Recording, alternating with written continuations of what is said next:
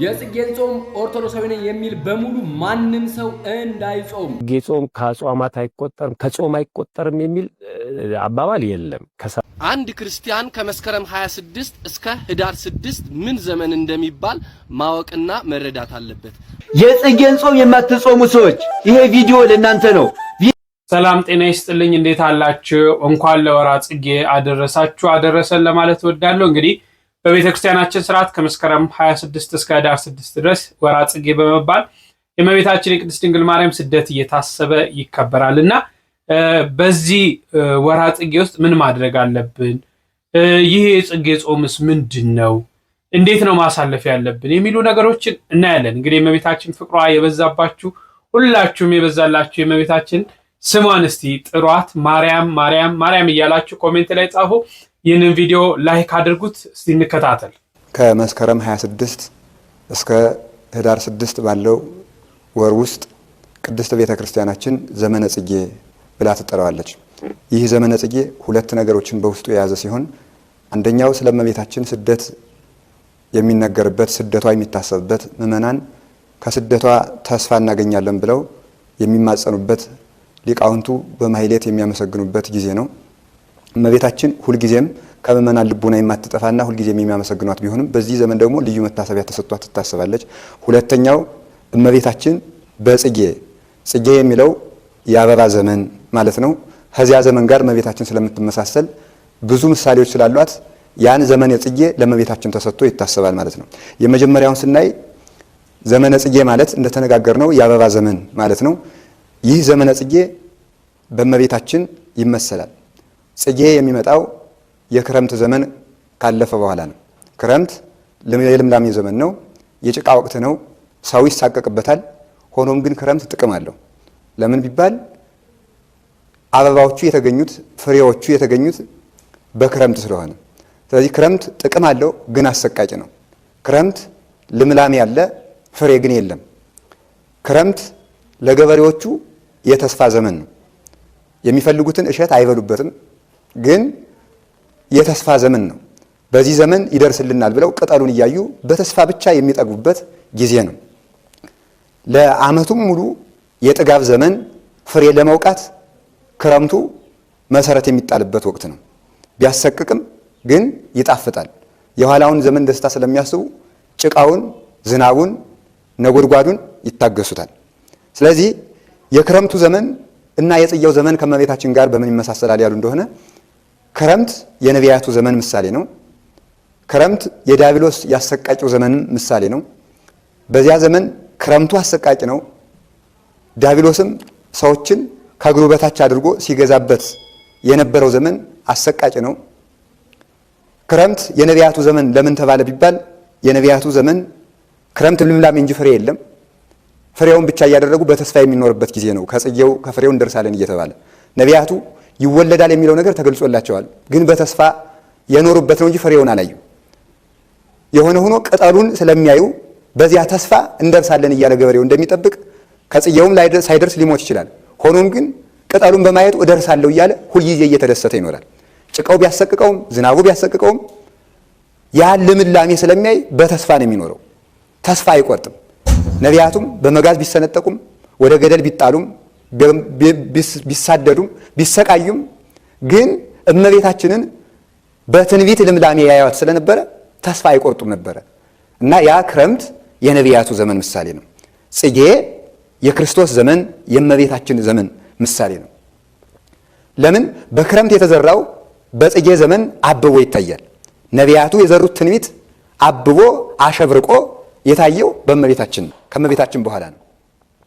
ይህንን ጠቢቡ ሰሎሞን ሲገልጸው እስመናሁ ክረምት አለፈ ወዝናብኒ ገባ ድሬሁ፣ እነሆ ዝናቡ አልፎ ሄደ፣ ክረምቱ አለፈ፣ ዝናቡም ወደ በጋነቱ ተመለሰ። ጽጌ አስተራየ በውስተ ምድርነ፣ አበባም በምድር ላይ ታየ። ጊዜ ገሚድ በፃ፣ ቆርጠን የምንበላበት እሸቱን የምንበላበት ጊዜ ደረሰ። ቃለ ማይነቅ ተሰማ በውስተ ምድርነ፣ ቁርዬዎች ሁሉ የሚያሽካኩበት የሚጮሁበት ዘመን ደረሰ እያለ ይናገራል። እነሆ ክረምት አለፈ የሚለው በአንድ በኩል ሰሎሞን የእስራኤል የመከራ ዘመን ክረምት ይባላል። 70ው ዘመን የባቢሎን ግዛት ያ ዘመን አለፈ። ጊዜ ገሚድ ጽጌ አስተርአየ ነቢያቱ እየሰበኩ የደስታ ዘመን መጣ እያለ ይተረጉመዋል። ወደ ምስጢሩ ሲተረጎም ግን እነሆ ክረምት አለፈ፣ የአዳም የመከራው ዘመን አለፈ።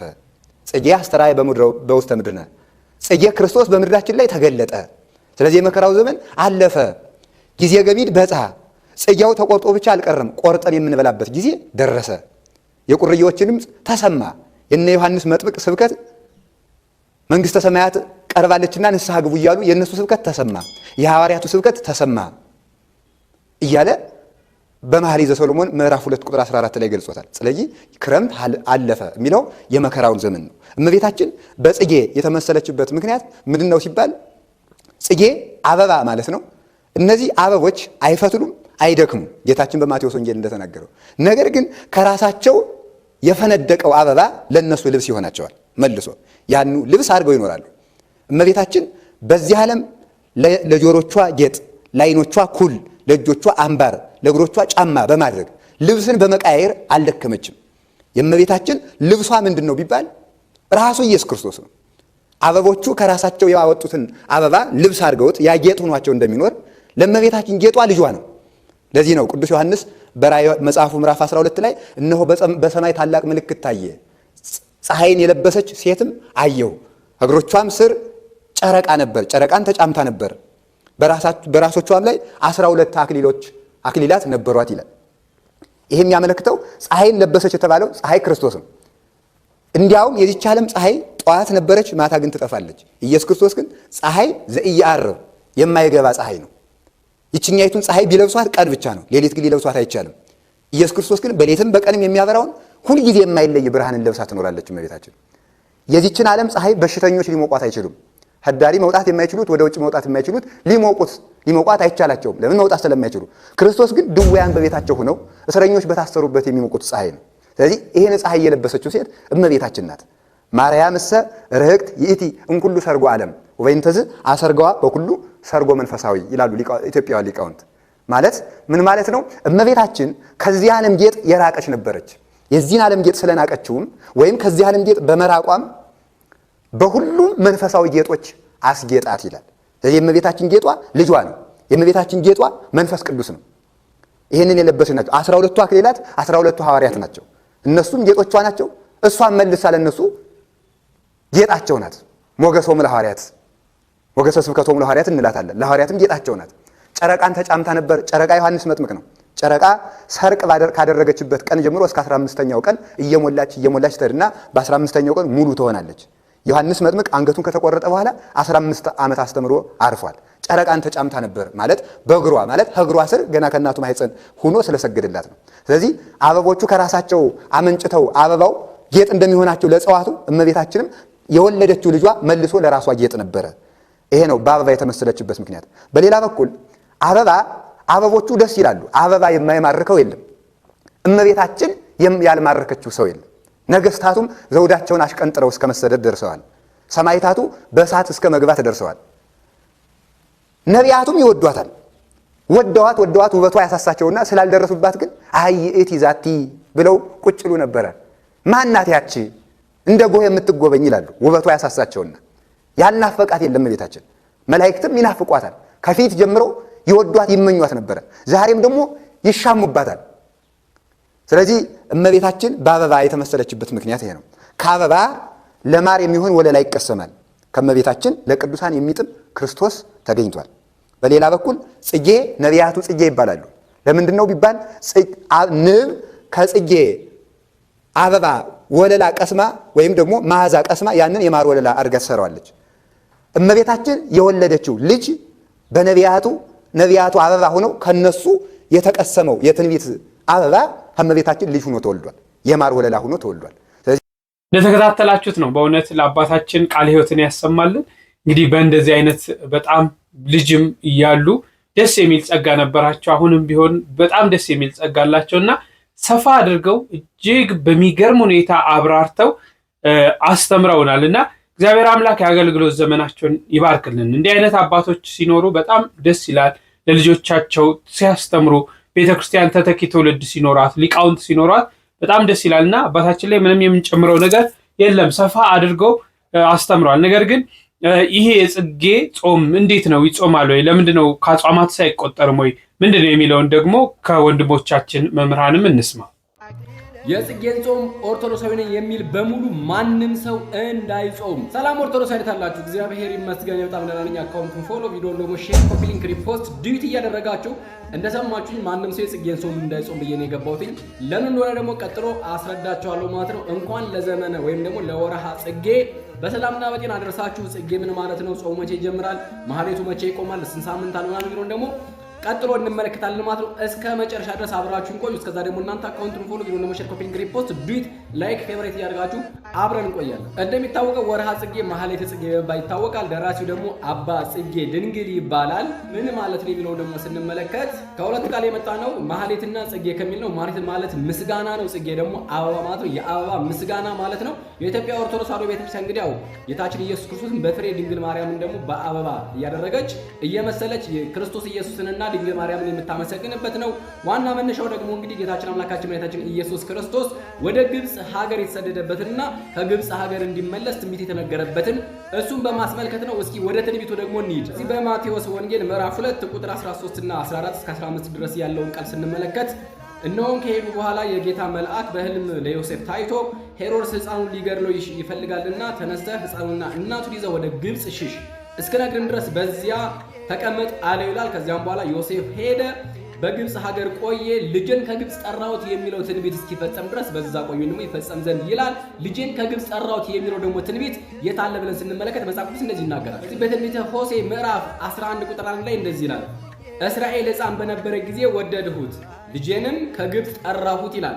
ሌላ ቦታ ስንመለከት ደግሞ በዚህ በትንቢተ ኢሳይያስ ምዕራፍ 19 ቁጥር 1 ላይ እንደዚህ ይላል፣ እግዚአብሔር በፈጣን ደመና እየበረረ ወደ ግብጽ ይመጣል፣ የግብጽ ጣዖታት በፊቱ ይርዳሉ፣ የግብጽ ልብ በውስጥ ይቀልጣል እያለ ይናገራል። ልክ እነኚህ ትንቢት ስንመለከት ጌታችን አምላካችን መድኃኒታችን ኢየሱስ ወደ ግብጽ ሀገር እንደሚሰደድ ይናገራል። ግንቦት 24 ደግሞ በግብጽ ሀገር ደርሷል። ከዚያም በኋላ በሀገራችን በኢትዮጵያም እንደመጡ ያው ብዙ ድርሳናትና ብዙ ታሪኮች ይነገራሉ። ዋናው ነገር ግን በኢትዮጵያ በኦርቶዶክስ ተዋሕዶ ቤተክርስቲያን እጅግ በጣም ለየት ያለውና ዋናውኛ የምናከብረው ማህሌተ ጽጌ የሚባለው በመስከረም 26 ይገባል። ይሄም እንግዲህ ከመስከረም ጀምሮ እስከ ህዳር እስከ ምናምን ያለው ወራት ስንመለከት የፍሬ የአበባ ወቅት ነው። ይሄን በማስመልከት ቤተክርስቲያናችን በየሳምንቱ ቅዳሜ ማህሌት ታድራለች፣ ወይም ደግሞ ማህሌት አለ ራሱ የቻለ የሚዜም አለ። ስለዚህ ማህሌተ ጽጌ መቼ ይጀምራል ለሚለው ጾመ ጽጌ የሚጀምረው እንደሚታወቀው ሁሌም ጾሙ የሚገባው በ26 ነው። በዚያ ቀን ይጀምራል። ነገር ግን ቅድም እንዳልኳችሁ ማንም ኦርቶዶክሳዊ የጽጌ ጾም እንዳይጾም ያልኩበት ምክንያት ምንድነው? ካህናትን የምናማ ከሆነ የማይጾሙ ሰዎችን የምንሳደብ ወይም ደግሞ የምንነቅፍ ከሆነ ጾማችን ከንቱ ነው። ምክንያቱም ጾመ ጽጌ የፈቃድ ጾም እንጂ የአዋጅ ጾም አይደለም። የአዋጅ ጾም 7 አጽዋማት ብቻ ናቸው። ጾመ ሄዱትና ጾመ ጽጌ ወይም ደግሞ የንስሐ ጾም የምንለው የፈቃድ ጾምና በምክረ ካህን የሚሰጥ ነው። ስለዚህ ማንም ኦርቶዶክሳዊ የመጾም ግዴታ የለበትም። ነገር ግን የድንግል ማርያም ፍቅሯ የጸናለት እኔ ስደቷን አማስለው በዚህ መንገድ ነው ለእኔ ብላ ወይም ደግሞ ለኢየሱስ ክርስቶስ ስትል የግብጽ የተንከራተተችበትን የአሸዋውን ግለት፣ የሰዎቹን ክፋት፣ የፀሐዩን ሙቀት እያሰብኩኝ እሷን ማመስገን፣ እሷን ደግሞ ማክበር፣ ፍቅሯን በልቤ እንዲጸና ፈልጋለኝ የሚል ካለ መጾም ይችላል። ከዚያ ውጭ ግን ካህናትን ለመሳደብ፣ ጳጳሳት ለመሳደብ ወይም ደግሞ ለመተቸት የሚጾም ካለ ጾሙ ሐሰትና ከንቱ ነው የሚሆንበት፣ ከንቱ ውዳሴ ይሆንበታልና እንዳይጾም ማንም የሚያስገድደው የለም። ነገር ግን ሄዶ ማህሌቷን መካፈል ይችላል። የሚጾም የማይጾም ማንም ሰው ሄዶ ቅዳሜ ማታ ማህሌቷን መካፈል ይችላል። ዘንድሮ ደግሞ ወደ 5 የሚደርሱ ዕለታት ናቸው ያሉት ማህሌት ማለት ነው። እነሱ ነግራችኋል። ስለዚህ በዚህ አጋጣሚ ነገ እሁድ ነው፣ የጾም መያዝ ትችላላችሁ የምትጾሙ ሰዎች ማለት ነው። የመጀመሪያው ሳምንት ጥቅምት 2 ነው። ሁለተኛው ሳምንት ደግሞ ጥቅምት 9 ነው። ሶስተኛው ሳምንት ደግሞ ጥቅምት 16 ነው። አራተኛው ሳምንት ጥቅምት 23 ነው። አምስተኛው ሳምንት ደግሞ ጥቅምት 30 ነው። እነኛ 5 ሳምንታት ማህሌት የምናድርባቸው ሳምንታት ናቸው ማለት ነው። ስለዚህ ቅዳሜ ይሄድን ከጥቅምት 2 ጀምሮ ማህሌት ማደር ይቻላል። እግዚአብሔርን ማመስገን ይቻላል።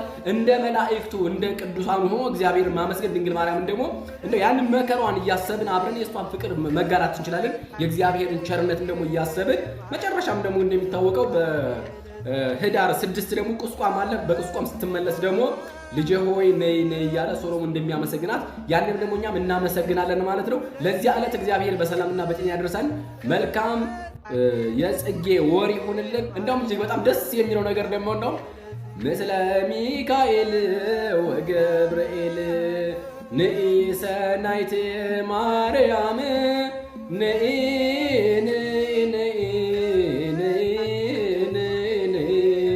እማምላክ ንኢ ማርያም እያለ በጣም ደስ በሚል ዜማ እናመሰግናለን እግዚአብሔር። ድንግል ማርያም ደግሞ እናከብራለን በዚህ መንገድ ማለት ነው። መልካም የጽጌ ወር ይሁንልን። አካውንቱን ፎሎ፣ ሼር፣ ኮፒ ሊንክ፣ ሪፖስት ዱት ያጋጅ ወይና ተመለሳለሁ። ሰላም በያላችሁበት። አንድ ክርስቲያን ከመስከረም 26 እስከ ህዳር 6 ምን ዘመን እንደሚባል ማወቅና መረዳት አለበት። በስመ አብ ወወልድ ወመንፈስ ቅዱስ አሐዱ አምላክ አሚን። ከመስከረም 26 እስከ ህዳር 6 ዘመነ ጽጌ በመባል ይጠራል ማለት ነው። በዚህ በትንቢተ ሆሴዕ ምዕራፍ 11 ከቁጥር 1 ላይ ልጄን ከግብጽ ጠራሁት እንደሚል መጽሐፍ የእመቤታችን የቅድስት ድንግል ማርያም ጌታችን መድኃኒታችን ኢየሱስ ክርስቶስን ይዛ የተሰደደችበትም ዘመን ይታሰብበታል ማለት ነው። አንድም እመቤታችን በአበባ ትመሰላለች። አበባ የገበሬዎች ትልቅ ተስፋ ነው። ገበሬ አበባን ባየ ጊዜ የዘራሁትን የደከምኩበትን ምርትን አገኛለሁ ብሎ በአበባ ተስፋ እንደሚያደርግ ሁሉ እመቤታችን ቅድስት ድንግል ማርያምም እንዲሁ በአበባ ትመሰላለች። እንደምን ትመሰላለች ቢሉ መኃልየ ዘሰሎሞን ምዕራፍ 2 ከቁጥር 14 ላይ መልክሽን አሳይኝ ድምጽሽንም አሰሚኝ እንደሚላት እመቤታችንም የነቢያት ተስፋቸው ትንቢታቸው ነበረችና በአበባ ትመሰላለች። አንድም የአዳም ተስፋው ነበረችና አባ ሕርያቆስ በቅዳሴ ድርሰቱ ላይ አንቲ ውእቱ ተስፋሆ ለአዳም አመ ይሰደድ እምገነት በገነት በተሰደደ ጊዜ የአዳም ተስፋው አንቺ ነሽ እንዳላት፣ አንድም ለኛ ለክርስቲያኖች ደግሞ እመቤታችን ቅድስት ድንግል ማርያም ተስፋችን ናትና በረከቷና ረዴቷ በእኛ ላይ ይደርብን። ዘመነ ጽጌ በሰላም አደረሳችሁ አደረሰን። ወስብሐት ለእግዚአብሔር። ይቆያል።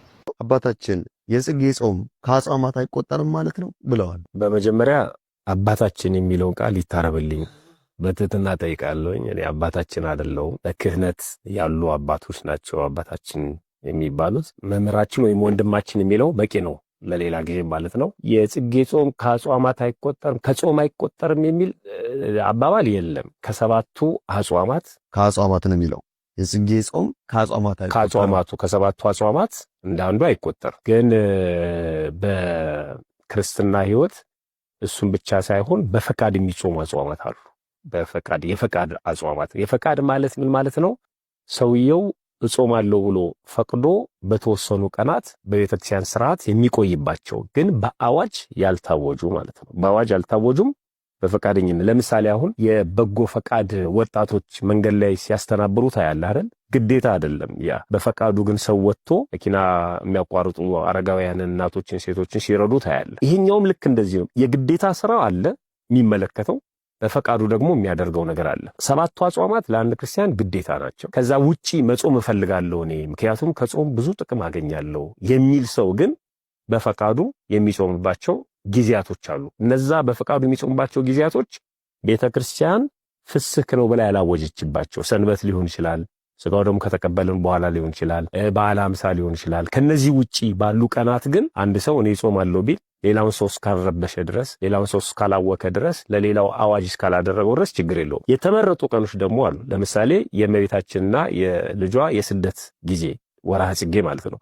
ወርሃ ጽጌ የጸሎት፣ የዝማሬ፣ የምስጋና ጊዜ ስለሆነ ስደቷን እያስታወስን ምንለምንበት ወቅት ስለሆነ ያንን ከጾም ጋር ብናደርገው ረሃቧን ለማሰብ የእመቤታችን የቅድስት ማርያምን ረሃብ ለማሰብ ከጾም ጋር ብናደርገው ይመረጣል። ግን ግዴታ አይደለም። ሰዎች ስለጾሙ ለምን ትጾማላችሁ አይባልም። ሁለተኛ ጳጉሜን፣ አሁን ለምሳሌ ጳጉሜ የፊታችን ከ1 እስከ 5 ጳጉሜ የዕለተ ምጽአት ምሳሌ ስለሆነች የዕለተ ምጽአት ቀለም በቤተክርስቲያናችን የሚዘመርበት፣ የሚነበብበት፣ የሚተረጎምበት ወቅት ነውና ሰው ንስሐ ገብቶ አዲሱን ዘመን በቅዱስ ሥጋው በክቡር ደሙ ለመቀበል ያችን የቀኖና ሰዓት ያደርጋታል። በዚህ ወቅት የሚጾሙ ሰዎች አሉ። በተለይ ምህላ ደግሞ ሲታወጅ እንደዚሁ የሚጾምበት ሁኔታ አለ።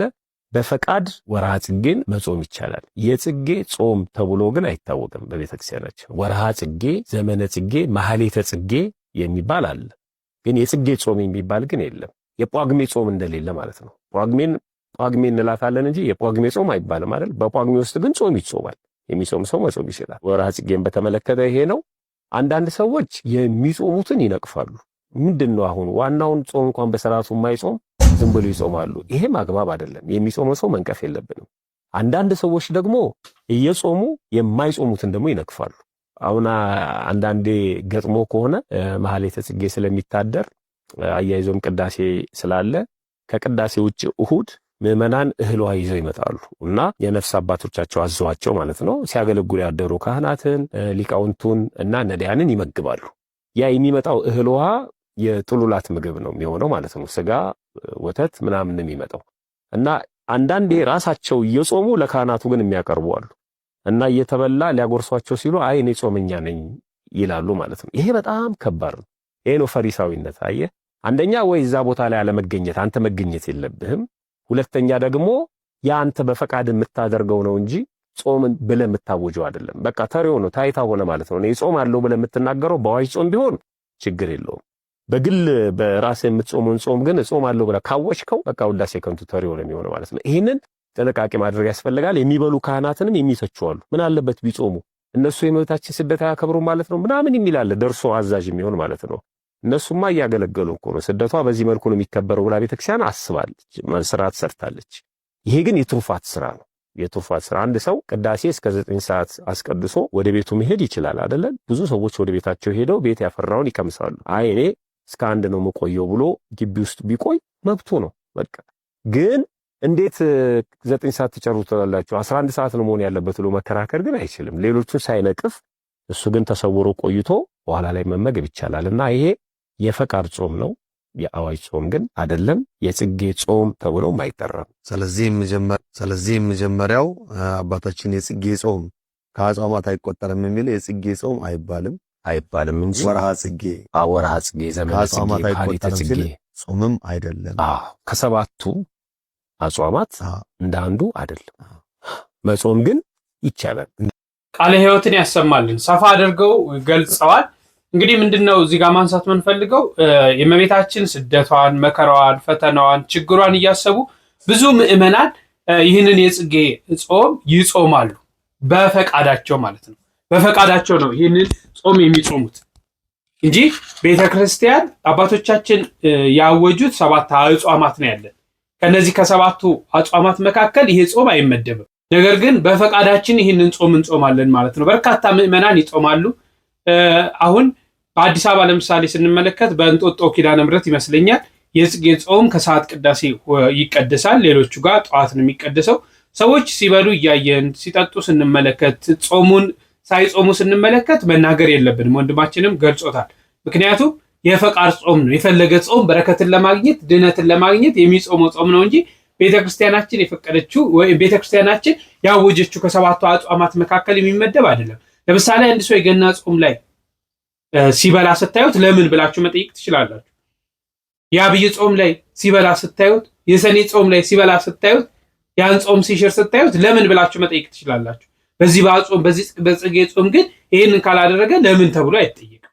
ያ የፈቃድ ስለሆነ እኛ በረከትን ልናገኝ ድነትን ልናገኝ ራሳችን ችለን ራሳችንን ከመምህረ ንስሐ አባቶቻችን እየተነጋገር እንጾማለን ማለት ነው። የእመቤታችንን ስደቷን መከራዋን በማሰብ ስንጾም በረከትን እናገኛለን። ስንጾም ድነትን እናገኛለን። ስንጾም በርካታ ነገሮችን እናገኛለን። ከእመቤታችን ከስደቷ ስደት ከበረከቷ በረከት ታሳትፈናለች።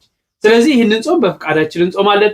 ማህሌት አለ፣ ያን ማህሌት እንቆማለን። እሁድ እንግዲህ 6 ሳምንታት የእመቤታችን ስደቷ እየታሰበ ከልጅሽ ጋር ነይልን እያል እንዘምራለን ማለት ነውና ጠብቃ በፍቅር በአንድነት ሁላችንም እዚህ ሰዓት ስላደረሰችን እመቤታችን እናመሰግናታለን። ለአምላካችንም ክብር ምስጋና ይሁን። እንግዲህ ደግሞ በወርሃ ማህሌተ ጽጌው ተጀምሮ በሰላም ከስደቷ የምትመለስበትን ዕለት ህዳር 6ን ሁላችንም እንድናከብር የአምላካችን ቅዱስ ፈቃድ ይሁንልን። ማንኛውም ሐሳብ አስተያየት ካላችሁ በኮሜንት ላይ ማስቀመጥ ትችላላችሁ። ለዛሬ ያስኩት ይህን ይመስላል። በሌላ ጊዜ እስክንገናኝ ድረስ እጅግ አከብራችኋለሁ። ቸር ቆዩልኝ።